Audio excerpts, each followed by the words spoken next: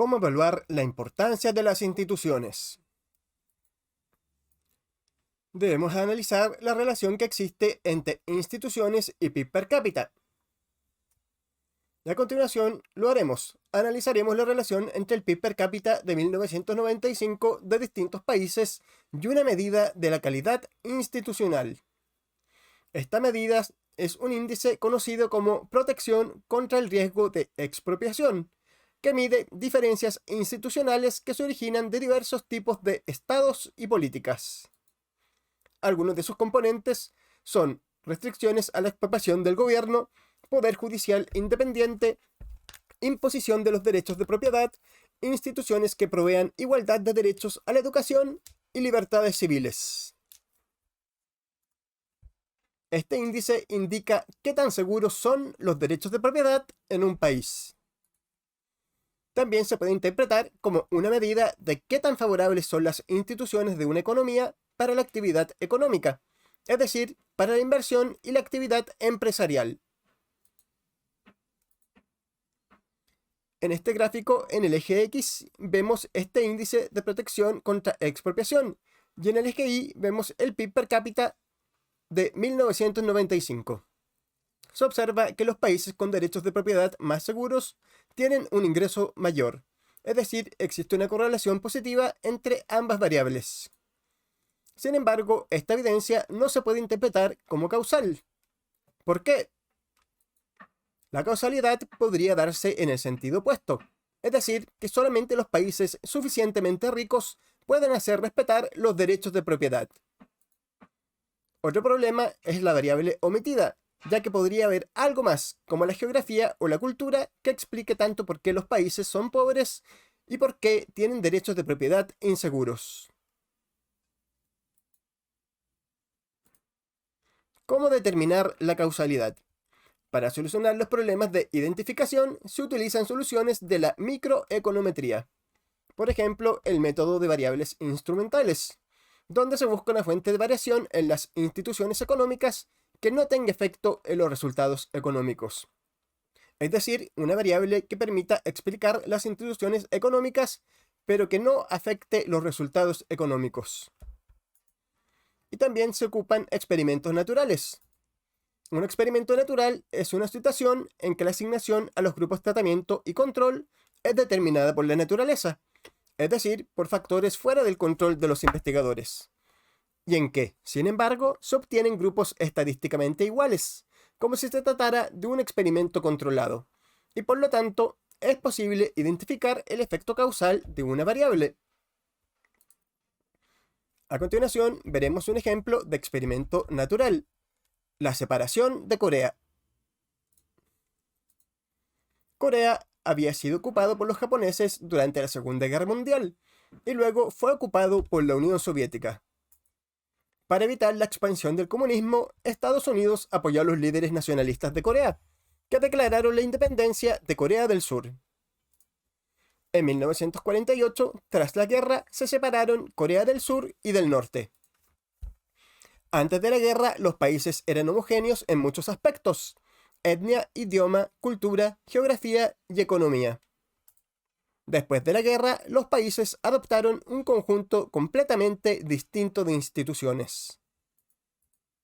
El norte adoptó el modelo comunista, aboliendo la propiedad privada de la tierra y el capital. El sur adoptó un sistema de incentivos de mercado y propiedad privada. Así, tenemos un excelente caso de experimento natural, ya que ambos países eran iguales, homogéneos en todos los aspectos, excepto en sus instituciones políticas y económicas. De esta manera podemos determinar el efecto causal de dicho cambio institucional en la prosperidad económica. Cualquier diferencia en el desempeño económico así se puede atribuir a las diferencias institucionales. Esto es lo que pasó. Corea del Sur se transformó en uno de los milagros económicos asiáticos, experimentando uno de los aumentos más rápidos de prosperidad económica de la historia, mientras que Corea del Norte se estancó. Actualmente se estima que el ingreso de Corea del Sur es 10 veces superior al de Corea del Norte. El experimento colonial. Esta parte de la exposición se basa en el paper de Acemoglu, Johnson y Robinson, The Colonial Origins of Comparative Development, publicado en The American Economic Review en el año 2001. Los antecedentes. Desde el siglo XV en adelante, las potencias europeas conquistaron muchos territorios, transformando las instituciones de los países colonizados. Sin embargo, las instituciones que impusieron fueron muy diferentes. En la actualidad, algunas colonias se encuentran entre los países más ricos, como Estados Unidos, Canadá, Australia y Nueva Zelanda, mientras que otras son pobres, como los países africanos y del sur de Asia. Los colonos europeos establecieron buenas instituciones económicas en países con baja densidad de población y urbanización y viceversa. ¿Por qué? Los europeos impusieron instituciones económicas extractivas donde podían extraer recursos explotando a la población local. Típicamente, un pequeño grupo de europeos gobernaba un territorio rico en oro, plata, productos agrícolas y población indígena. En cambio, había otros lugares donde no había nada que explotar, donde no habían recursos naturales ni tampoco una población abundante. En esos lugares, los propios europeos se convirtieron en la población mayoritaria, por lo que introdujeron buenas instituciones velando por sus propios intereses, ya que tenían que crear las instituciones para gobernarse a sí mismos, lo hicieron de buena manera, velando por sus propios intereses.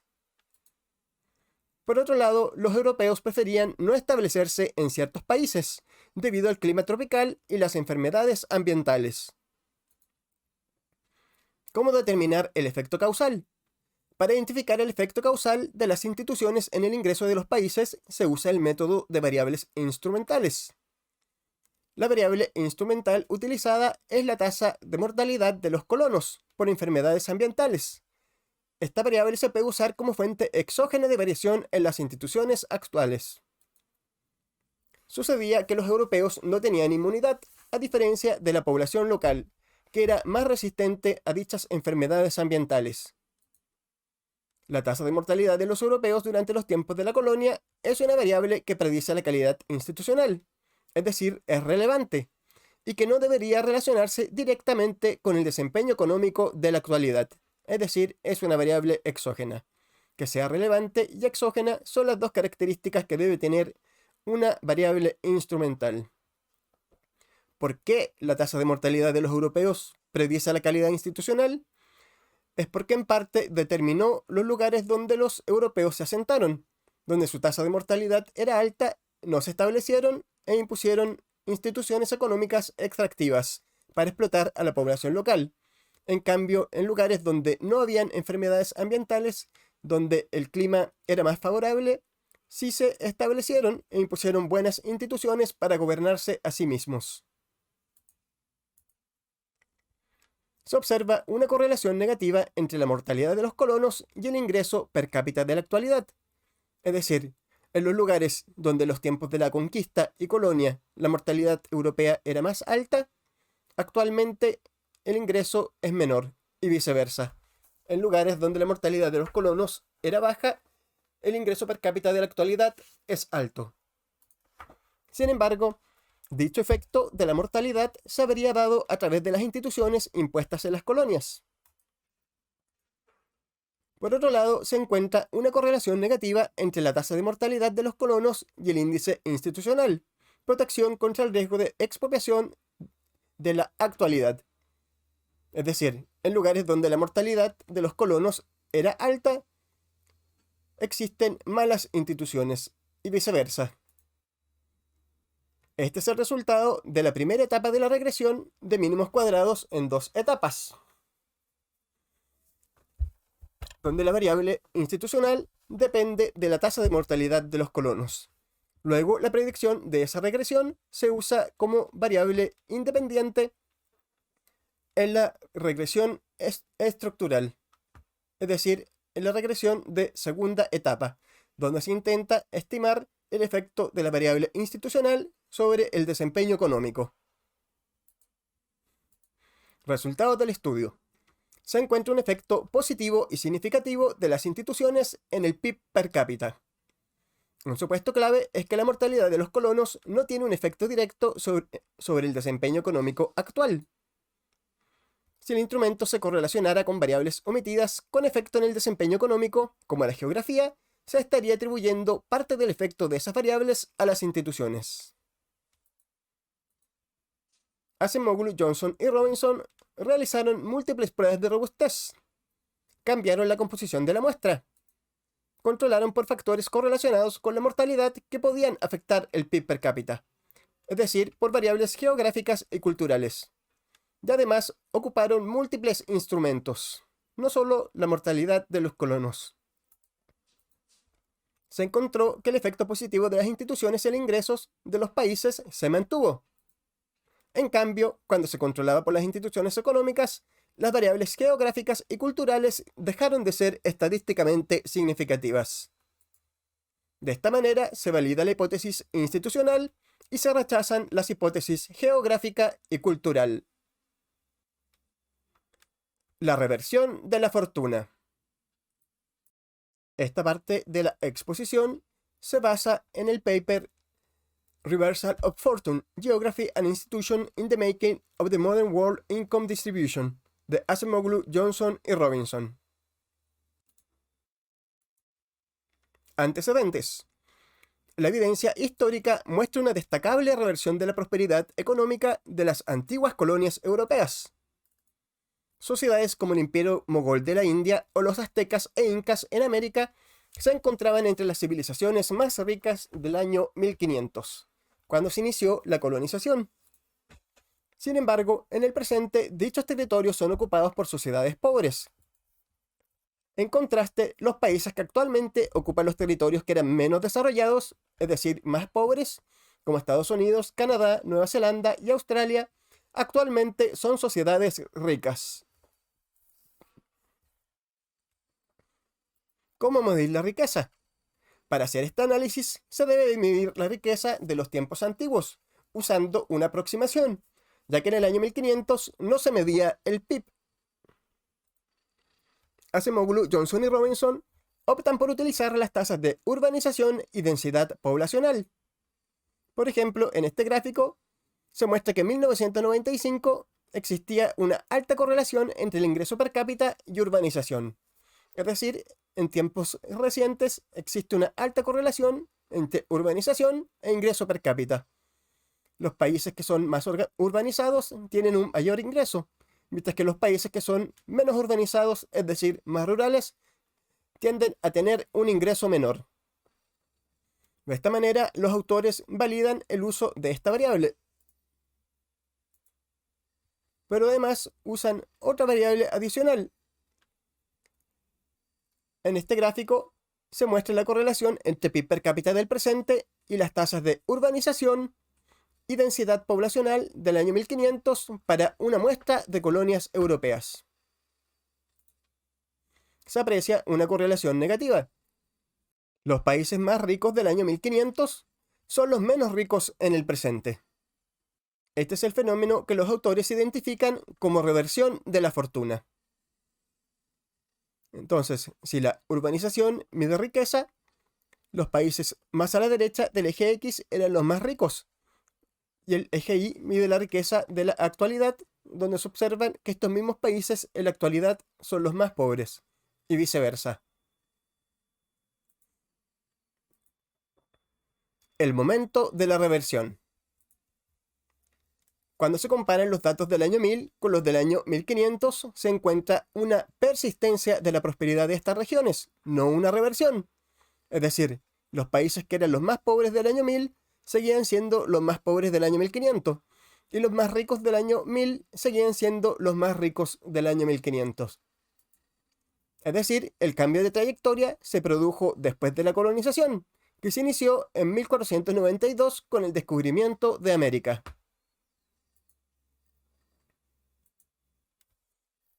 El gráfico muestra el momento de la reversión, que se dio entre fines del siglo XVIII e inicios del siglo XIX, junto con el inicio de la Revolución Industrial. En este gráfico, esta línea más oscura muestra la evolución de la urbanización de los países que tenían baja urbanización en el año 1500. Se observa que a partir del siglo XVIII empezaron a urbanizarse rápidamente, mientras que los países que eran más urbanizados, es decir, más ricos, no experimentaron este mismo auge económico. En dicho periodo, los países poco urbanizados comenzaron a crecer rápidamente, iniciando un prolongado periodo de divergencia. Como referencia, América se descubrió en 1492. El periodo colonial se extendió principalmente entre los años 1500 y 1900. De hecho, después de la Segunda Guerra Mundial, se terminaron de descolonizar los últimos países. La independencia de la mayoría de los países se inició a fines del siglo XVIII, es decir, a fines de los años 1700. Estados Unidos fue uno de los primeros países en independizarse.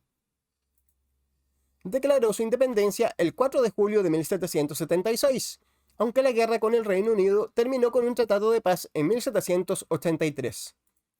La independencia de Chile se proclamó el 12 de febrero de 1818. De hecho, los países latinoamericanos también se encontraban entre los primeros en independizarse. El momento de la reversión. En 1750, la producción industrial era mayor en la India que en Estados Unidos.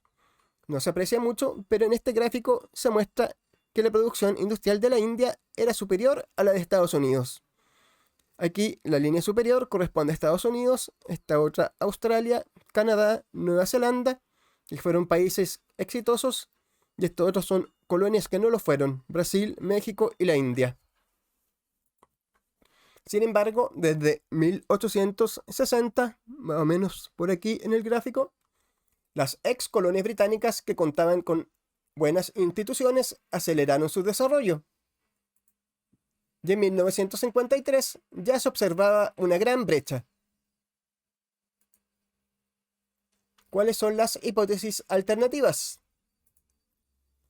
¿Cuál de las tres hipótesis de diferencias entre países es más consistente con la reversión y el momento en que se inició? Los autores argumentan que estos patrones son inconsistentes con la perspectiva geográfica, ya que en el año 1500 los países tropicales eran los más prósperos. La hipótesis de la cultura tampoco es plausible, ya que no permite explicar el timing o momento de la reversión. La hipótesis institucional pareciera ser la perspectiva más consistente con ambos hallazgos.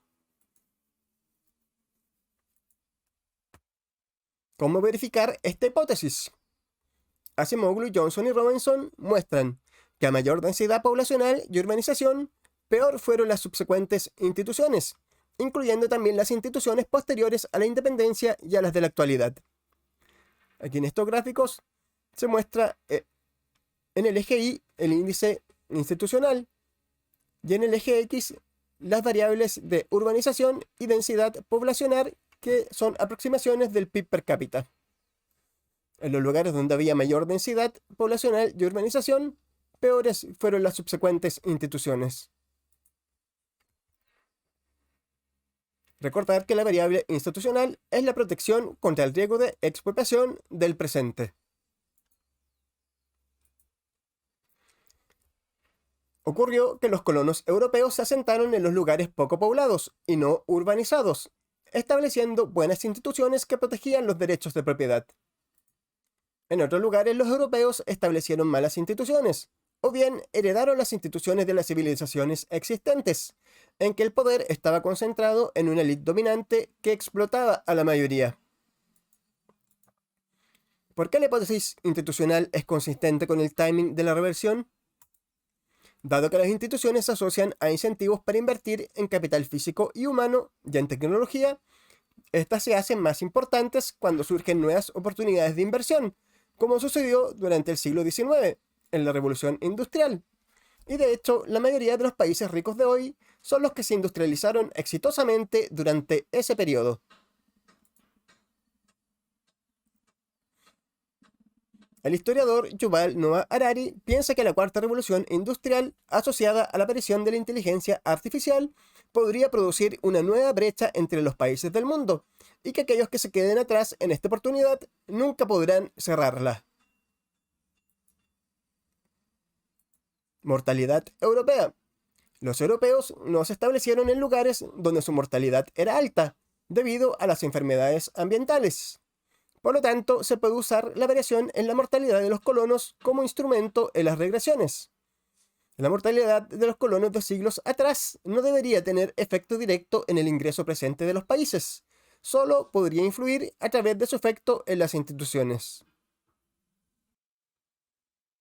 De esta manera, los autores encuentran un efecto positivo y significativo de las instituciones en el ingreso per cápita.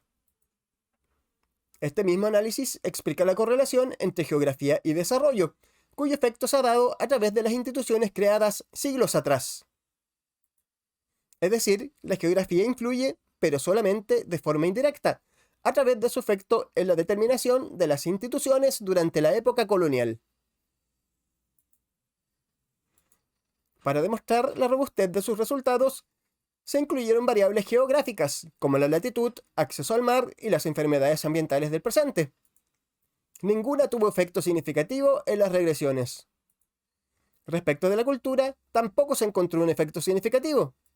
Se probaron variables como la nacionalidad del colonizador, la fracción de población europea en el presente y la proporción de población de diversas religiones. Es decir, no sería válido el argumento de que Latinoamérica es pobre porque su población es católica, mientras que Estados Unidos y Canadá son más prósperos porque su población es protestante.